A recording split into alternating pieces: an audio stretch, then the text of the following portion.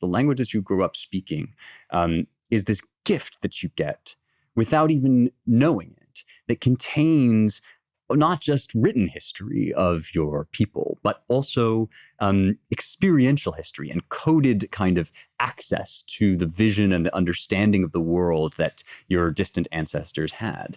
English as a language doesn't get enough credit for this. It's a beautiful language, and we don't realize this because we, native speakers of English don't tend to realize this. English is a miracle of a language. It's these three historical layers, right?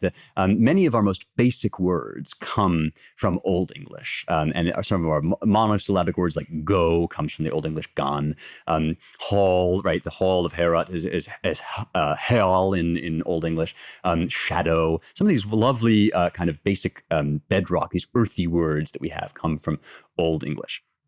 Then, and this is one of my favorite facts about all etymology ever, when the Frenchies came, when the Norman conquest happened, the French were the rulers. The French speakers were the rulers. And so many of our fancier words are from French. And that's much of where we get our Latinate past as well, because even though we are a Germanic language at our core, English also has many words that are derived from Latin and Greek, and many of those come to us through French, which is a Romance language, meaning that it is a Latin-derived language. And many of the words, the polysyllabic words, the words having to do with nobility in the English language, come from French. Duke is a good example from the French word duc. But the other thing, and this is the part that I really love, so English is one of the few languages where you have more than one word for animals based on whether you are looking at the living animal or the animal you're going to eat. So we don't just say I'm eating pig, we say I'm eating pork.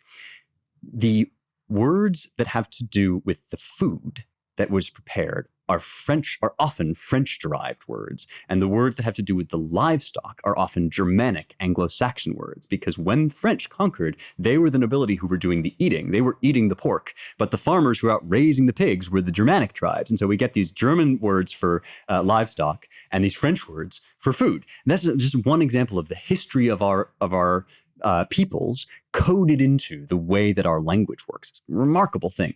Then you have modern English. You have this vowel shift that changes pronunciation a great deal. And we do all these wonderful things with foreign words too, that not all other languages do. I mean, we pick up loan words straight out of our language. We say things like sushi is this Japanese word, right?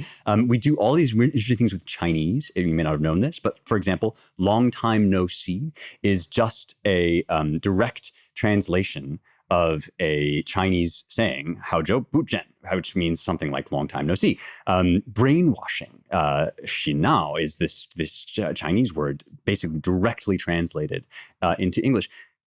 This crazy, it's like a big landscape with all of these weird rocks studded into it. And the more you dig into it, the more you find these different layers, these sedimentary layers of history in the English language. Appreciate your language. If you speak English, it's a miracle.